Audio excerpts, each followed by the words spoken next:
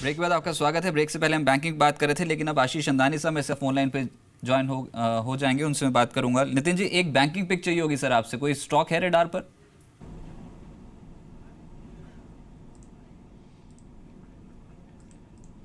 देखिए बैंकिंग में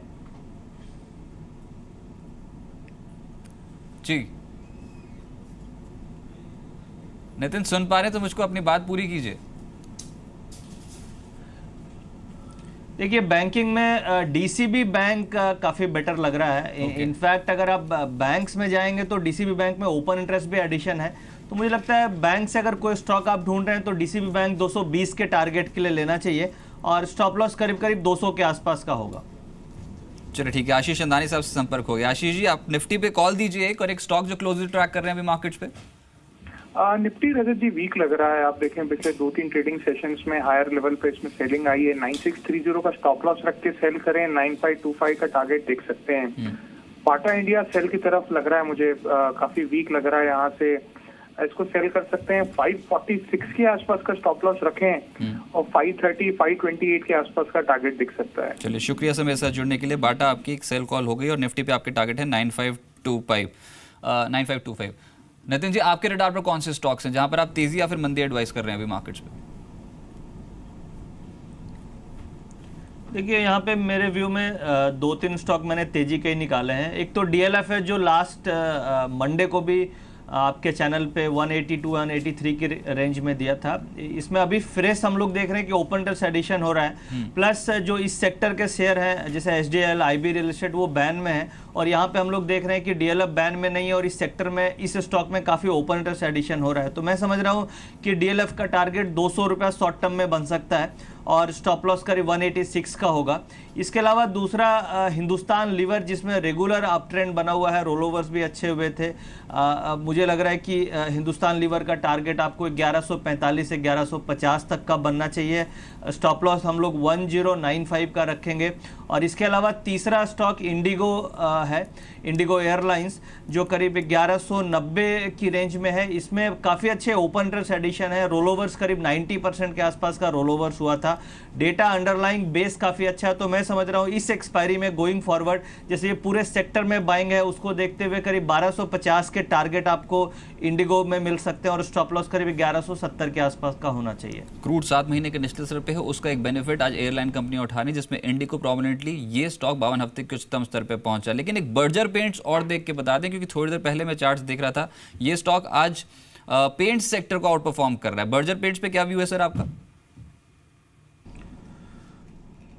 देखिए चार्ट काफ़ी अच्छे हैं, इनफैक्ट सपोर्ट लेवल से बाउंस बैक किया है और उसमें जो वॉल्यूम्स हैं आज के, वो आप लास्ट 10 दिनों के क्लोजिंग वॉल्यूम के जितने वॉल्यूम्स हो गए हैं, तो वॉल्यूम्स हो रहे हैं और सपोर्ट से बाउंस बैक करना पॉजिटिव इंडिकेशन है।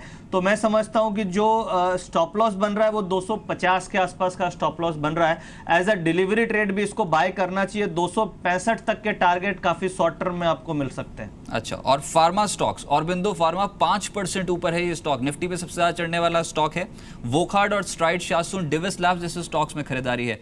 व्यू पॉजिटिव ही रखें क्या जिनके पास पोजीशंस हो भी फार्मा पैक में, क्योंकि सीरीज के कंप्लीटली आउट परफॉर्मर है तमाम स्टॉक्स?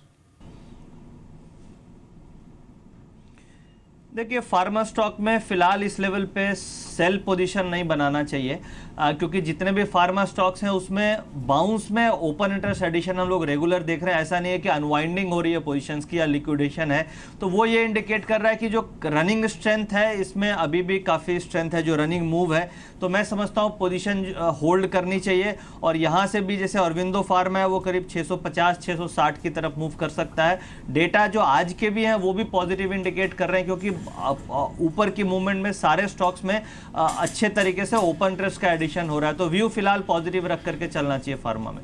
चलिए, शुक्रिया सर आपका मेरे साथ जुड़ने के लिए, और वायदा कारोबार पोजीशंस कैसे बना सकते हैं उस पर बात करने के लिए बहुत बहुत शुक्रिया। 9585 के लेवल पे, यानी कि दिन के निचले स्तर पे है बाजार। फार्मा स्टॉक्स पे खरीदारी है, एनबीएफसी स्पेस में खरीदारी है। मेरे साथ मृत्युंजय मेरे सहयोगी इसमें मौजूद हैं।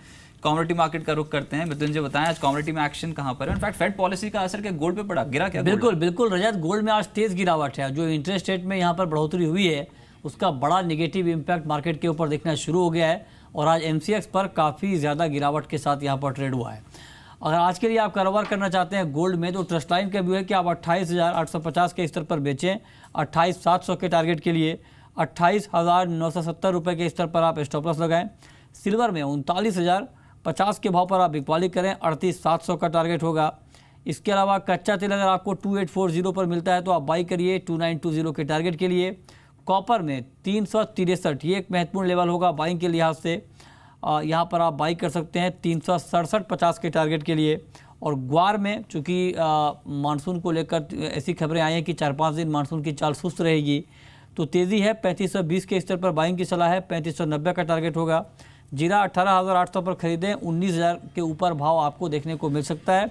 और सोयाबीन में 2810 का स्तर दिखता है इंट्राडे में, तो आप बाई करिए, लक्ष्य होगा 2870 रुपये का। इसके अलावा कैस्टर 4410 के भाव पर आप बाई करें, लक्ष्य होगा 4490 का। तो ये कुछ महत्वपूर्ण कॉल जहां पर आप कमाई कर सकते हैं, मार्केट में ट्रेड करिए लेकिन स्टॉप लॉस ज़रूर लगाइए।